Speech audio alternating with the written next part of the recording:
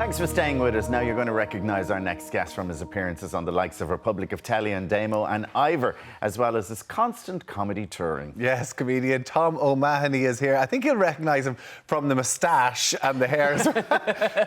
I remember, Tom, you're not in the loud show. I remember the last time you were on here to talk with Bond cars, I think. I know.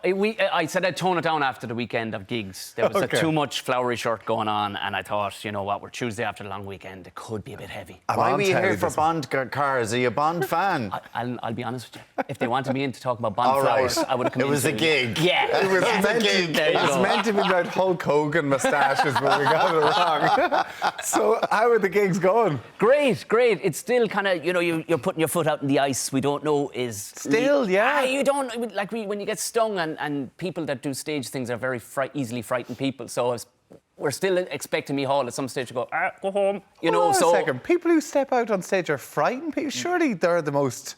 You'd think. Yeah. Well, we're very suspicious people. Okay. Very suspicious. So there's that moment where you're expecting them to tell us to all go back home again. Yeah, I think there still is a thing about there, especially, like, I'm concerned about producing stuff that... Yeah.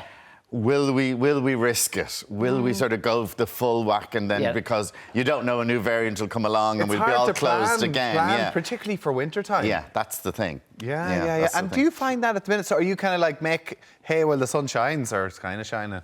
Everything I can do, I'm doing at the minute. You know, that kind of way. So it's really, really exciting, but it's uncharted waters, really. We've never had to stop.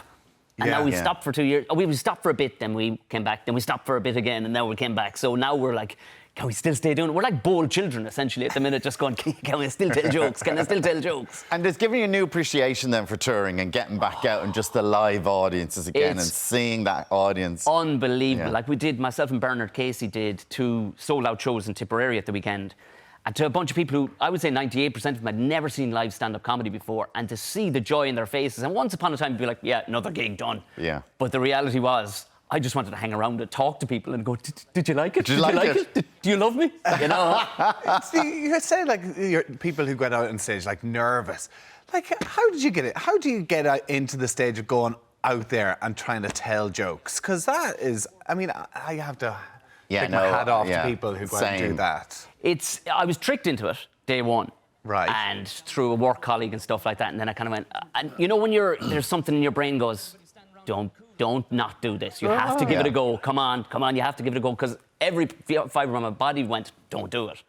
But when you do it, that first 3 seconds and they actually laugh, it's better than anything you could ever do. Have you done it, though, and it hasn't gone well? Because, of course, you have to fail to get better. Like, so what's it like, actually, when you're up there, it's not And this is the number one question everybody asks. Tell me about the time you died. Nobody wants to hear about the time you did well. Yeah, sure, listen, when you do well, it's great. But I remember being booked to do a gig in Cork, and it was lining up to be lovely, and the same woman booking it went, I have an extra gig for you. And sure, what's better than... You've 2 gigs, one night. Yeah. Sweet.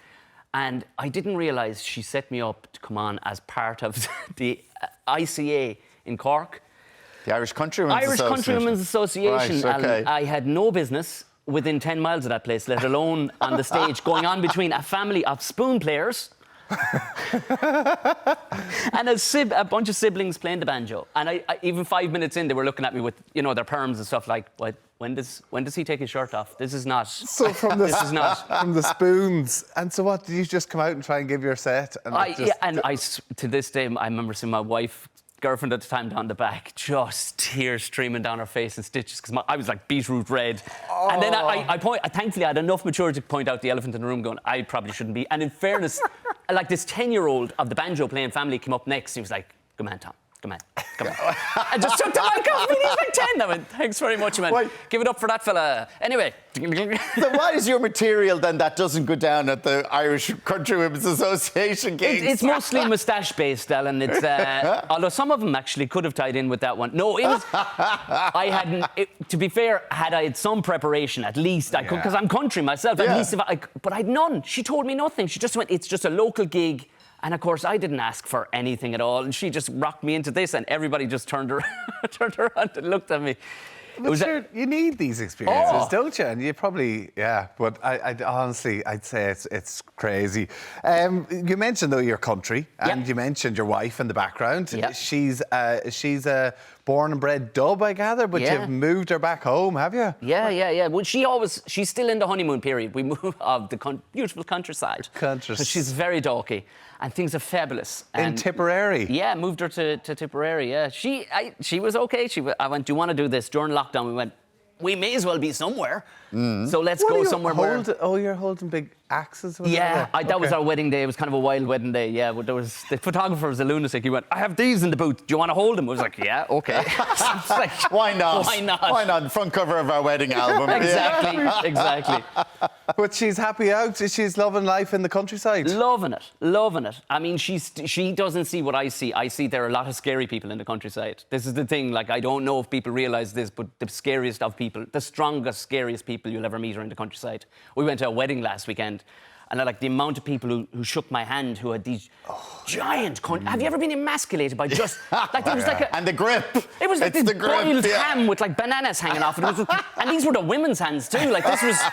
The amount of people missing bits of fingers and stuff was like, oh, everybody here is kind of It's when terrifying. they get you by the fingers as well, isn't it? Yeah, and just crush your hand. So we're still in it's a lovely, lovely part of the world to grow up in, the South Tipperary. So it's safe. Everybody's kind of friendly, and you know, there's been a kind of an interest, I suppose, in the local area going, move back from Dublin, I see. Oh, you know. See that. Yeah, your man with his weird hair. And you also have your podcast as well, Buckshot. And Yeah. I mean, and you get other comedians involved in that then as well. Well, everybody, like, I mean, there's loads. Primary, there would be a lot of comedians because it's all based around crack. You know, I don't have the ability nor the intelligence to go after the sob story. I don't have it nor the want for it. So it's trying to extract crack from people. But even like, I had Eddie O'Sullivan on.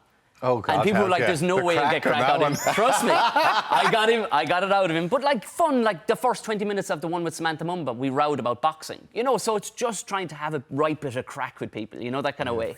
Pat Short telling me how Prince Albert of Monaco wanted him to sing the Jumbo Breakfast Roll song. Really? How he got out of that. There you go. Well, there you go. There's always a story somewhere. There's always a story You're on tour as well. Yeah.